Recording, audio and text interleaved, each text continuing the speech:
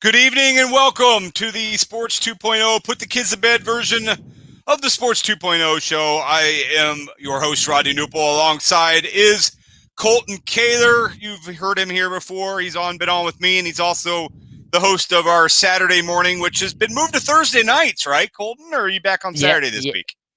No, I think we're going to try and move it to Thursday. I kind of like the late Thursday prime time right before Thursday night football slot. So we'll see where it goes, but I'm unfortunately too busy on Saturday mornings right now. I like Saturday mornings. It's a good spot, but I think for right now in my schedule, we're going to stick with Thursday nights. Yeah, sounds good. Sounds good. Well, he is Colton Kaler, and he knows all things sports, and that's what we're here to talk about tonight. Kind of the all-inclusive version of the show. We'll dive into a little bit of Ryder Cup. We're going to get going with some Major League Baseball. We are both St. Louis Cardinal fans, so we are still following along with the Major League Baseball season, and then we'll move into some football a little bit later in the show. So, all right, first of all, Colton, the Ryder Cup gets started on Friday. This week. Just get some general thoughts as the golf fan you are, and the retired golfer, I guess you could say, the retired competitive golfer. I'm sure you're still out there plenty, but just give some Ryder Cup thoughts. It doesn't get better than this. I've been to the Ryder Cup. I've been to all sorts of golf tournaments, and the Ryder Cup is kind of like, the Olympics or the World Cup, where everyone feels that patrioticness, and it really brings it out here in the Ryder Cup. And I mean, what's better than going out, watching golf, getting drunk, and cheering on for USA? Because that's pretty much what happens at the Ryder Cup. It's guys that we like, Rory McIlroy, Ian Poulter, even though a lot of Americans don't like Poulter. I'm kind of the rare oddity that does. But you see guys that we're so used to seeing, and then now we're kind of having to cheer against them a little bit, and we feel even more patriotic for, our Justin Thomas, Jordan Spieth, and whatnot. It is. I remember when I went in 2016, my dad and I drove up on Saturday and stayed the night at Hazeltine, got up early in the morning, went out, and we were there 3 hours before the opening tee time on Sunday, and we got right on the ropes of number one green, and within 20 minutes, it was probably about 50 people deep behind us. Oh, wow. I mean, it's nuts. Yeah. Go ahead. Yeah, and we're getting a little Midwest local flavor this weekend with it being up at Whistling Straits in Wisconsin. We talked about before the show, should see some good weather. I mean, if you're projecting how this rolls, are you taking the Americans? It's so tough because it seems like year after year, on paper, we are always the better team. We by far have more talent, and it's really this argument that's really been brought up a lot lately, especially with kind of the whole Brooks and Bryson thing and whatnot. And I'll kind of get into that a little bit. But it's the Europeans just have like that extra want for this tournament, and it seemed like in years past that there's kind of that feeling for the American team, but the Europeans, they just want it more, and it's kind of the in a way, old man get off my lawn kind of comment where, it's like, oh, Brooks Koepka, does he really want to be there? It just seems that the Ian Poulters of the world, they just want it more, and they're going to weigh us and our talent. And it kind of sounds silly, to be honest, but it's 100% true, because you can have all the talent in the world, but if you don't have the heart to be there, then it's just not going to work out for you. Yeah, it doesn't seem like it's been a major priority for Americans, for the American golfers, and we'll see. Maybe this is the year they give the extra effort, but I mean, all the indications are this should be a very competitive weekend of golf, and I know all golf fans looking forward to it. I was a little confused. I thought it was a typical 4-day event. Has it always been a 3-day event? Not sure. Yes, as long as I've known it, it's been a 3-day tournament. Okay. The format is a lot different. Usually we're all just we get one match play tournament during the year, and that's the Dell Technologies down there in Austin. but the morning sessions on Friday and Saturdays are what they call foursomes, which is alternate shot basically. So obviously 2 Americans will play, against 2 Europeans, and say Dustin Johnson's paired up with, Jordan Spieth. Dustin will hit the tee shot, Jordan will hit wherever it's at, and they kind of and you just play match play off of that. So that's the Friday and Saturday morning sessions, and then the afternoon it is best ball. So everybody plays their own ball, and you take the best score. And then Sunday is where it really gets interesting, and it is singles match play. So there will be 12 different tee times, 12 different matches, and they will pair them up. And it's the first team to 14.5 points. So if you win a match, you win a point for your team. If you tie, you each get half a point. So we kind of have something somewhat similar here in Peoria. We have the River Cup, which is for men, seniors, and juniors. I played in the junior event twice. And you play for the River Cup. It's Team Tazwood, which is obviously Tazewell and Woodford, versus Team Peoria. So it's a really fun week when you do that during the summer, and it's kind of U.S. Ryder Cup style, whatnot. So the Sunday singles is kind of where it gets really interesting. Yeah, that sounds fun. So that is going on this weekend, and I'm sure you'll be, as much as you can with your busy schedule, you'll be following it as often as you can throughout the weekend. All right, hey, let's move over to Major League Baseball. We're kind of going to go all over the place here, but we have to talk baseball here. Our Cardinals are in, right? They're in. Yeah. I mean, 11 in a row. They're up 10-2 right now. Just watched a goalie bomb not too long ago. They look for the 4-game sweep over the Brewers tomorrow. And I saw this earlier tonight, and I kind of laughed that the matchups of Peralta and Woodruff yesterday, that's 2 tough pitching matches, and the Cardinals go in there with John Lester and I can't remember who pitched. Woodford. And we go in and win those matchups with those pitchers. It's just kind of ironic and funny. Yeah, so it looks to be like the Cardinals are going to go on the road for the wild. Well, they are going to go on the road for the wild card. 1 game difference between the Giants and Dodgers. So if you are hoping for a 1-game playoff, and you want your team to win, do you want to face? Now, keep in mind, you got to think about the next round. Do you want to face the Dodgers in the wild card? Do you want to face the Giants in the wild card? I like the chances of getting by the Dodgers in the the Giants, excuse me, in the wild card. I don't think that they're. I would hate to face Scherzer in that one wild card. I think in the long run, the Cardinals would obviously, I think, take the Giants in a 5-game series, and I still think that the Cardinals can take the Giants in a 5-game series. But if it came down to that 1 game, I would rather not face Max Scherzer or Walker Buehler or right, exactly. So I think I would rather play the Giants, and I'll take our chances in the 5-game wild card or the divisional round. Yeah, I find it interesting because I think you're going to have a hard time beating the Dodgers in a series. But you're right. Like, who do you want to play first? I think you'd have a better chance of beating the Giants, so you want to play them in that 1 game. But then you got to go in a 5-game series where you're going Scherzer, Buehler, Urias, whoever, and then Scherzer again, and that just seems very daunting. And I've never been sold on the San Francisco Giants. They're going to win 100 games. And I still, to this day, am not understanding how they're going to win 100 games. They're 98-53. And I just look at their roster. I mean, Chris Bryant obviously helped their roster, but you got the Brandon Crawfords, you got the Brandon Belts. I mean, those guys just win, I guess. But man, that roster is far from, I guess, overwhelming. And then you look at the 1-game playoff. I mean, Kevin Gossman, Anthony DeSclafani. I mean, that's who's likely going to pitch in those games. I mean, Gossman 14-8 with a 2.92. I mean, Logan Webb's been good, but he's not starting in a 1-game playoff. So I don't know. I'm mixed.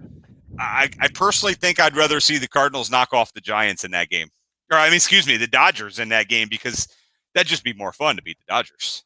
Right. We do have a comment here I want to throw up. Yeah, Because yeah. we talked about it before. Go ahead. But I got it. There you go. To get to your point, you know, I just lost my train of thought. See, to answer Justin's question, I don't think Jack Flaherty can and will be ready, and I don't know as if I want to use him. Right. I mean, to be honest, like I got to go in there with somebody I know has been good for me down the stretch, and my choices are Adam Wainwright 1, John Lester 2. And if both those guys somehow aren't available, which I find it hard to believe in the way the rotation's set up that neither of them would be available. I mean, even so, Wainwright's set to pitch the last game of the season. If they're up 2 games, you don't pitch him. Now, I do worry then that he gets too much rest. I'm a believer in that. Like, he's going to pitch, Tuesday, get ready for Sunday, and then if he doesn't pitch in that start, he's getting 7 days off, and I don't like that for a starting pitcher. But Justin says I know Waino's been good. I got to go Adam Wainwright, even if Jack Flaherty comes back and throws twice between now and then. I mean, Adam Wainwright is 16-7 with a 3 ERA, and I'm going Adam Wainwright. What about you, Colton? You going Wainwright? Yeah, no, you have gone this far in this season without Jack Flaherty.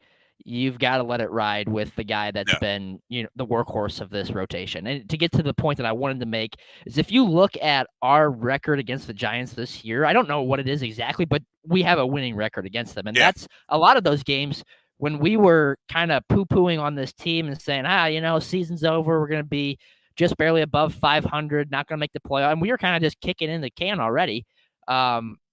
And we still found ways to win those games against the Giants. Now, that was before Chris Bryant was there, but Chris Bryant is not going to propel them, in my opinion, to just absolute, world beaters. But yeah, I've got to, go with Wainwright. I would love to see Jack come back, but at the same time, he hasn't been there this year. And the games that he has, it's not like he's been, all that phenomenal either. And you've got to go with the guy who's hot, especially since the All-Star break. Yeah. NL East is interesting. Atlanta's up 3 games on the Phillies. Phillies have just kind of went back and forth. I mean, seeing them struggle with Baltimore, to me, kind of shows their true colors here late in the season. I think Atlanta holds on and wins that division. They do have a series coming up between those 2 teams. In the American League, you see the East, and it's just loaded. Tampa Bay, Boston, Yankees, Toronto, all 4 vying for a playoff spot. White Sox obviously going to win the Central. Astros are going to win the West. I mean, you could throw Oakland, you could throw Seattle in the mix of wild card, but let's be honest, those teams, there's 3 teams coming out of the East, isn't there? Yeah, I believe so. And you look at, the way things ended in the Rays and Blue Jays game today, it's getting heated in the East. I mean, the whole Kiermaier thing yesterday that leads to him getting hit today, benches clearing, those teams are much by far better than, the Mariners, than the Athletics. Yeah. And, the other 2 division leaders of the White Sox and Astros have no issue. Is it kind of, weird to say that the White Sox might be a dark horse as one of the better teams in the American League?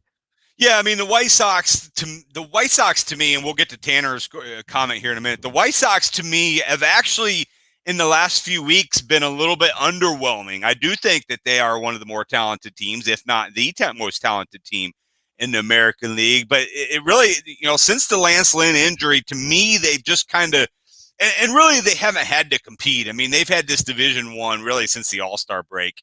Indians are below 500. Detroit is better, but they've been, they're below 500. And to me, I still think Chicago picks it up. Now, that series starting in Houston is going to be certainly a challenge for them. So I feel like those 2 teams obviously going to beat up on each other. Now, moving to the Red Sox, the wild card runs through Boston. They do have a 2-game lead over the Yankees and the Red Sox. Fenway is going to be rocking on Friday. I have not looked at the schedule. I assume the Red Sox are hosting They hosted the Yankees Yankees, I again believe. for the Yeah. millionth time. That is the 1 millionth series between those two teams this year. They have now played 1 million times. It is Garrett Cole and Nathan Eovaldi on Friday. So very good game. Tanner, you ought to go to that game. Red Sox Yankees. That will be fun, but Tanner mentions that the wild card runs through Boston. It is just 2 games different there.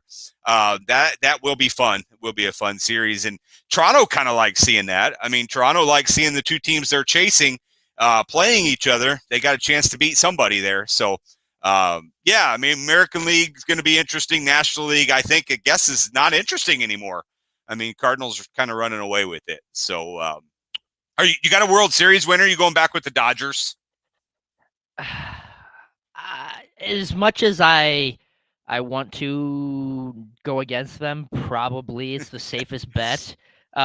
For pure fandom reasons. I mean, I've been saying it for months, Rodney.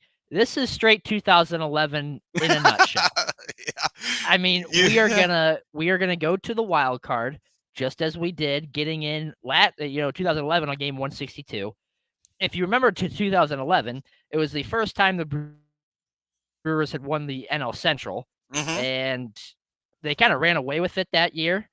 And to set up another Cardinals Brewers, National League Championship Series, I mean, we're painting a picture here that we've already seen in the past. I mean, the Dodgers, the Giants, the Braves have all been better, but you're going Cardinals. I mean, why not? Why we got to let it ride? We're the hottest team in baseball right now. You got to ride the wave. You and my buddy Eric Neff would be great together because you guys are both just completely just throwing all the chips in on the Cardinals, and I admire it. But I just have my doubts. That bullpen, that Cardinal bullpen, the bullpen the last month has been. I mean, they put up a graphic the other day of Cabrera, Reyes, Gallegos, and there was one other person that they threw in there, maybe Fernandez or something. But I mean, just looking at the ERAs and everything, it was just stunning how it's turned around. Yeah, I don't know as if I'm a believer in a total turnaround. Obviously, the 11-game winning streak is fantastic. I just have my doubts on that bullpen.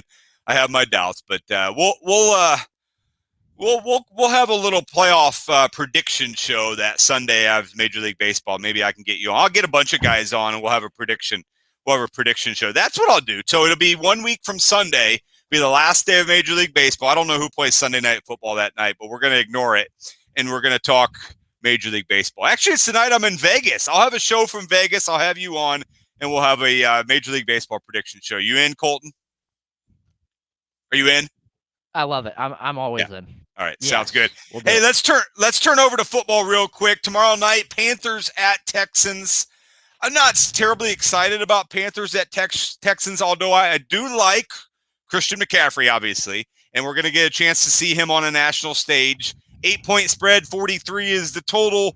Backup quarterback for Houston. For some reason, I still like the over 43 in this game. I don't know why. I think because Houston stinks. I think Christian McCaffrey gets going. In the game in general, do you think Houston has a chance to pick up not only a win, but their second win of the year? Just straight up, does Houston have a chance to win at home? I don't think so. I think had they have, Tyrod Taylor, they'd have a chance. But with a, backup quarterback against the Panthers defense is pretty good. It's not top tier, but they're not, going to shy away from anybody. And Sam Darnold has kind of got that, classic, goes to a different scene, finds a good, scheme, and he's off and running right now. You've got McCaffrey, obviously. I don't think they stand a chance. And last week on my show, I talked about how everyone was looking, excited for that Thursday game last week, where it was so bad that it was going to be good. Yeah. That's kind of probably where we're going to be this week again. I don't know what it is about Thursday Night Football and the marketing, but it's just total garbage, especially after the amazing week 1 game that we had. Right. I don't know who puts that together, but they should probably look for a different job, in my opinion. No, I'm kidding. But We've we've seen yeah, we've seen some it's pretty all good Carolina. primetime. We've seen some pretty good primetime games, though. I mean, some competitive primetime games. I mean, we saw the Baltimore Kansas City game. Even last week's Thursday night game was a competitive one. Now, the Packers Lions wasn't real good on Monday night. I mean, it started okay, but I think we all knew where that one was going to result in with the Packers win. But yeah, I mean, I would like to just see a competitive game, and I don't know, 8 points seems like a lot, especially for a road team. I just want to see a competitive game, and I hope Christian McCaffrey, obviously shows off on the national stage. Yeah, as a fantasy owner of Christian McCaffrey, I would like a good 30-plus point night from him. Get my fantasy teams going in the right direction. We're struggling here. I really need to tune into Peoria Fantasy Focus because I am just getting my butt and my butt handed to me. But my team's not bad. They're just not producing. Yeah. The struggles of Allen Robinson so far, a top tier wide receiver who just hasn't been throwing the ball. Devontae Adams has been struggling. And then, the back half of my lineup, I just keep making the wrong decisions. So right now we're at 0-2, and I think in one league, and we're at 1-1 in the other. So fantasy football is tough. It's tough. Yeah, it's hard. It's hard. Yeah, we'll have to get you connected with Skeeter because I am just not the answer.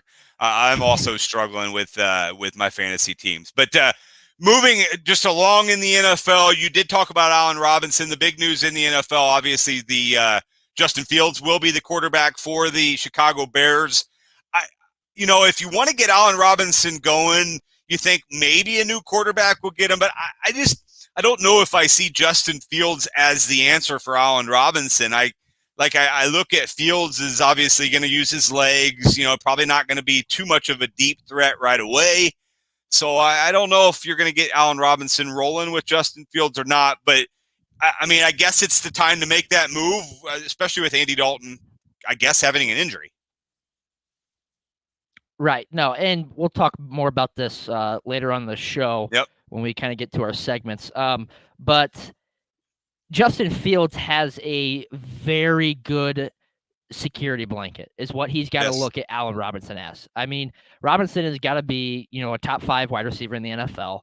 And even with the quarterbacks that he has had to put up with, he's still put up great numbers. And so I think Fields, while, he's definitely more of that able to run quarterback, probably wouldn't be too shocking to see him maybe rush for a touchdown about a week or so, that goal line that we saw in week 1. But he's got to be able to find that deep threat ability that he had in college. Granted, when you're playing on Ohio State, your wide receivers can run past almost any secondary. You're not going to get that in the NFL. So he's got to be a little bit more accurate. And knowing Matt Nagy, they might be a little bit more conservative here early on with him than they probably want to be. And it's just to kind of ease his way into it. So I'm going to real quickly. I didn't tell you I was going to do this. I'm going to give you like 3. I know you do it on your Saturday show. I'm just going to give you 3 games that you just got to pick. You're just going to give a winner. 3 NFL games. The three games that I think probably are the toughest to pick. All right. So we're not going to do the Thursday night game. We are going to do the Seahawks at the 0-2 Vikings. Seahawks all day. I think Minnesota's got their own issues right now, trying to figure out what the heck's going on with Kirk Cousins. Mike Zimmer's on the hot seat. They are a total dumpster fire up north right now. I think after a disappointing loss and the comments from Pete Carroll after the game, I think Russell Wilson might be a little upset and might throw for about 500 yards. Nice. The Tampa Bay Brady's at the Los Angeles Rams. This is going to be a really good game. This is going to be where we see, for people like me who still aren't 100% buying in on the Rams, I thought last week was kind of going to be that moment for me, but I think the Colts are not as good as what people are thinking. No. And that's a question that I want to bring up to you after I'm done. But I'm going to go with Tampa Bay because every time I go against Tampa Bay, every time I say, Brady's done, done. He's gone. He's too old. He just shoves it right in my face. So I'm going to go with the Buccaneers. Yeah, he just throws 5 touchdowns casually, and they score Exactly. 41 points. Yeah. Last one is the Sunday night game, Packers at 49ers.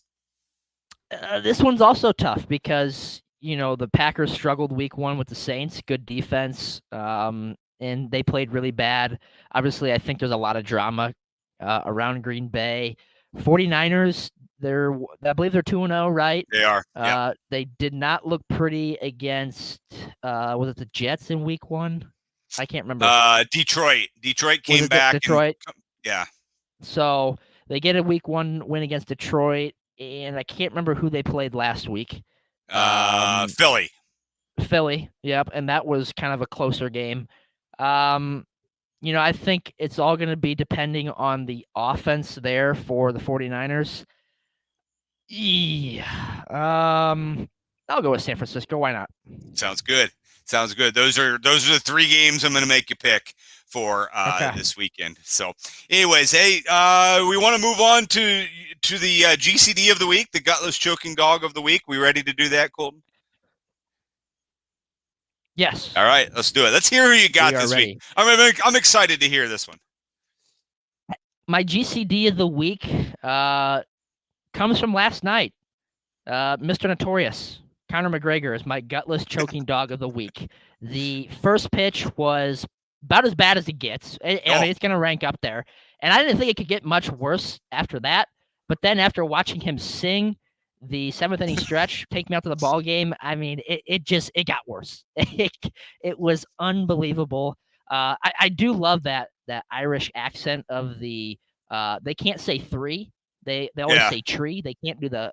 And I played with. There's a kid that goes to Parkland who is from Ireland, and every time hey, what'd you make there on a par 3? He goes, oh, I made tree, and it's just kind of a funny thing that I really enjoy.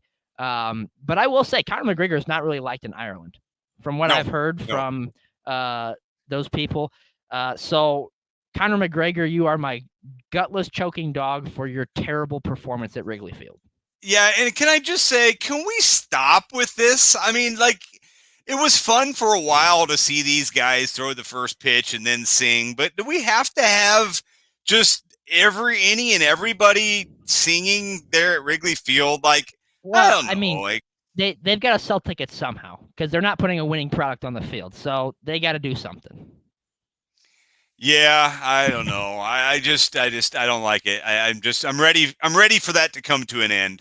But it is Wrigley Field. There's no end in sight for that one. But yeah, Conor McGregor, although I don't want to say this to your face, because if I say this to your face, we will both be rearranged. Our faces will be totally rearranged. But Conor McGregor, you are Colton's Gutless Choking Dog. Not mine. Not mine. Nope. I think you're great, Conor.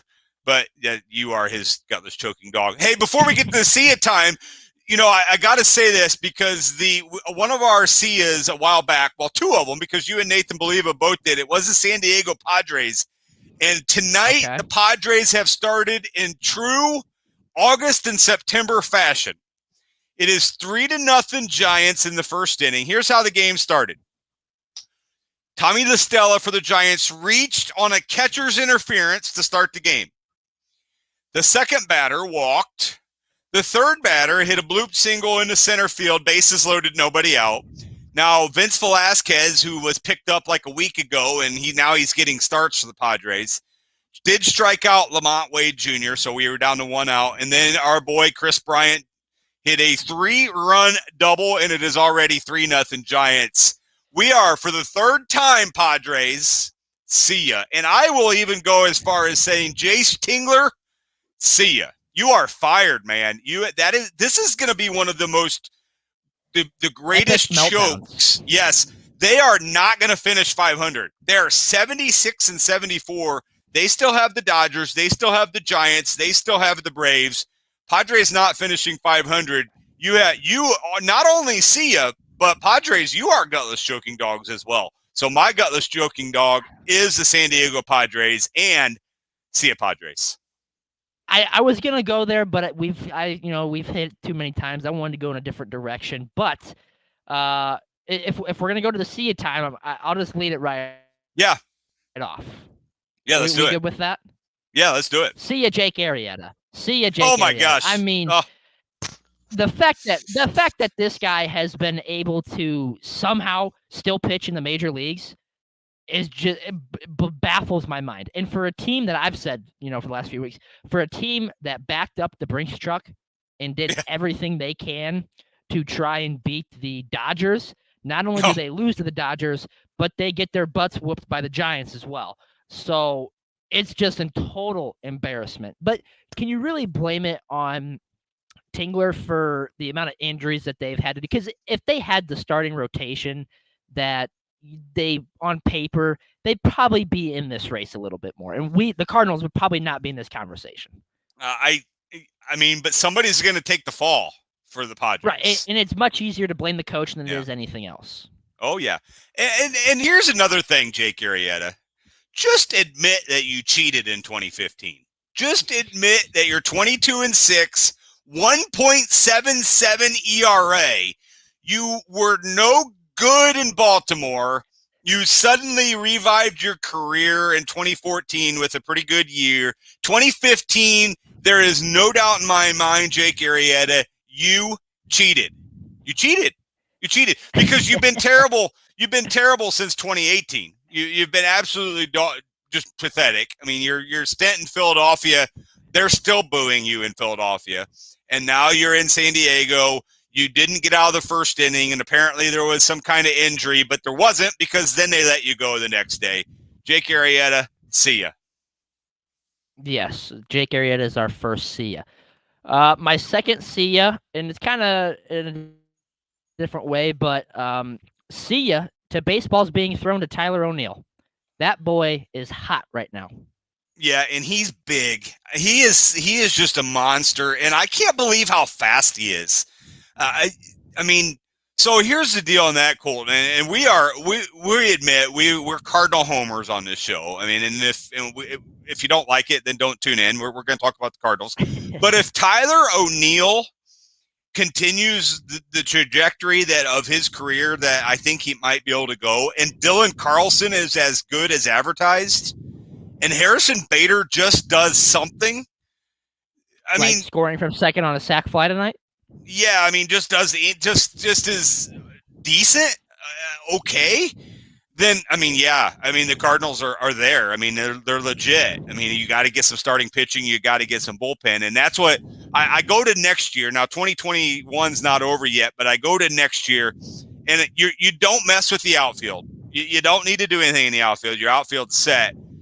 You go get a stud shortstop and or a stud second baseman. You help the rotation. You help the bullpen. And you say, let's do it in 2022 and send Yachty and Wainwright out as winners. But, man, you are right. Baseballs thrown to Tyler O'Neill are heading out at a quick pace. He is huge. He is just a monster. And, again, he's having a great year. So, yes, see ya baseballs thrown to Tyler O'Neill. To keep it on the Cardinals trend, see ya Daniel Ponce de Leon. His shirt jersey that I have upstairs could be no longer. He did clear waivers and is outright to Memphis. But when you suck at your job and then you pick a fight with one of the best catchers of all time, you deserve to be DFA'd. I'm sorry. Yeah, I mean, the writing was on the wall at that point when he got in that argument with Yadier Molina. You just don't do that. You don't argue with Yadier Molina. I think there's 4 guys on the Cardinals on the active roster you just don't argue with. And Yadier Molina obviously is 1A. Adam Wainwright is 1B. And then I go Nolan Arenado and Paul Goldschmidt. You don't argue with those guys. You don't argue with them. If they say something to you, you listen to them. You may not have to. You may not agree. You can talk about it later. You are a professional player as well, Daniel Ponce de Leon. But you don't argue with them, and you don't argue with them where cameras are going to see you. That's a bad idea. Yachty's going to win that. Yachty won it. I can picture the conversation.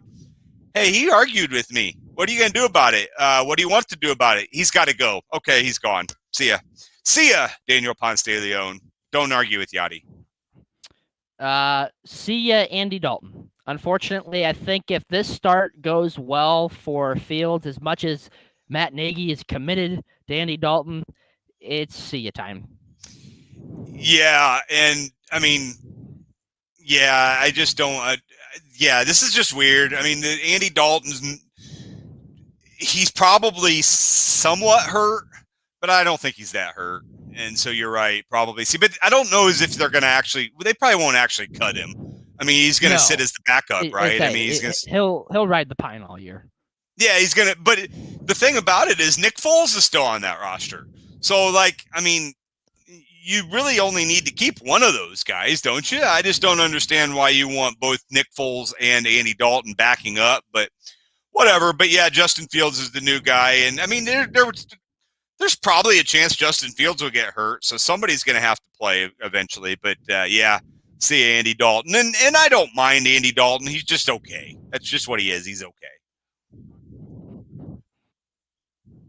Yeah, he's been kind of mediocre at best, really his entire career. Unfortunately, Yes. he's just been stuck in Cincinnati for the longest time.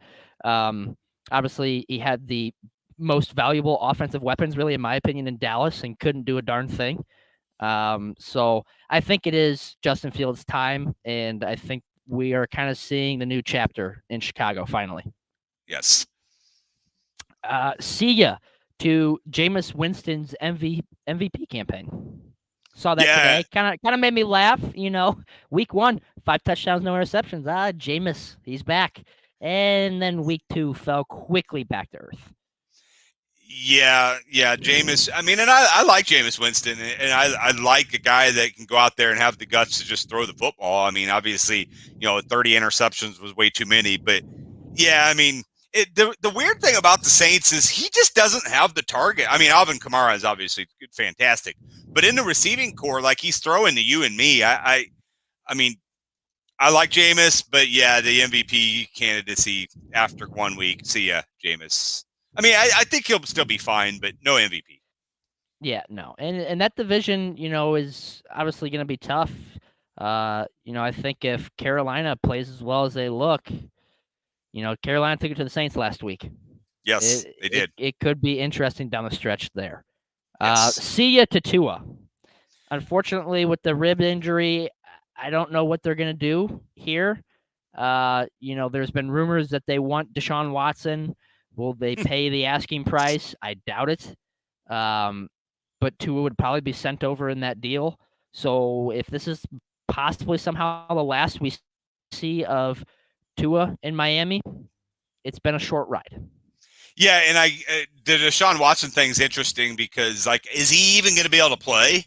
I mean, I know that he's sitting because he's mad at Houston, but the NFL, like, I mean, obviously Deshaun Watson's not innocent here, and that's really not even something I'm going to get into, really. But I don't even know if he's going to play, so Miami may have to go a different route. He's not on the commissioner's list. I know that as much. But I don't think he's being outlawed by the NFL right now. I think it's just he doesn't want to play for the Texans, and the Texans don't want him playing for them. And it's kind of, neither side, the owners nor the Players Association, are really kind of griping about it because neither side wants to deal with it. So True. It's an unfortunate situation in Houston. True. See ya, Tua.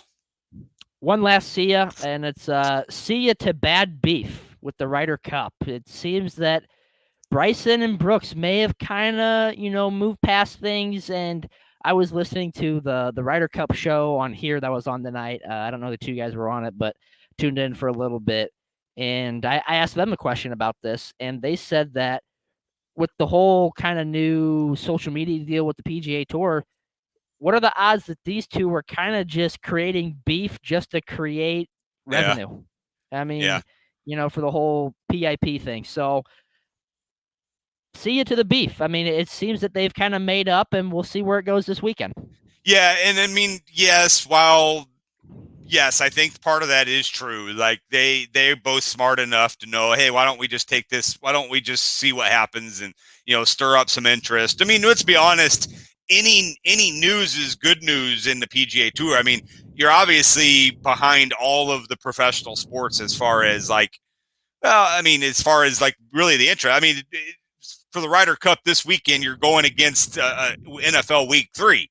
Like if you get some of that news, it's positive news. So yeah, I mean, I'm with you a little bit. I think it was kind of drummed up a little bit. It'll come back. There'll be something that happens. They'll be back to the drama. But see ya beef to Bryson and Brooks.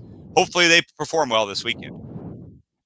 I hope so. For the sake of the United States, they better. So, all right. Well, that was a see ya time, Colton. I think it's probably about time to get off here. There's actually another show behind us tonight.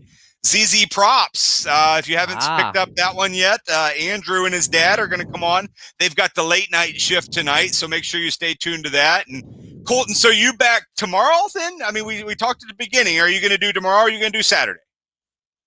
Tomorrow night, 6:30 Central Time. We'll be kicking it off for the Colton Kaler Show. Looking for a guest. Anybody tuning in want to join me? We'll talk a little Ryder Cup, little football. We'll have my pigskin pick'em. We'll have my top 10, my new week 3 top 10. So we'll have a little bit of shuffling, especially after last week. But no, it should be fun. Sounds good. Well, thanks for joining me tonight, Colton. You did your homework. You got your gutless choking dog. You got your see ya time. So you did your work. We'll have you on again sometime. And thanks for joining me on the Put the Kids to Bed version of the Sports 2.0 show. Thanks, Colton. I appreciate it. Thank you. Yep. All right. I'm Rodney Knuppel. He's Colton Kaler. This is the Put the Kids to Bed version of the Sports 2.0 show. So long for just a while. You'll see me tomorrow, 9:30 a.m. Central Time on the USA Wager Sports Brief. See ya. Have a good night.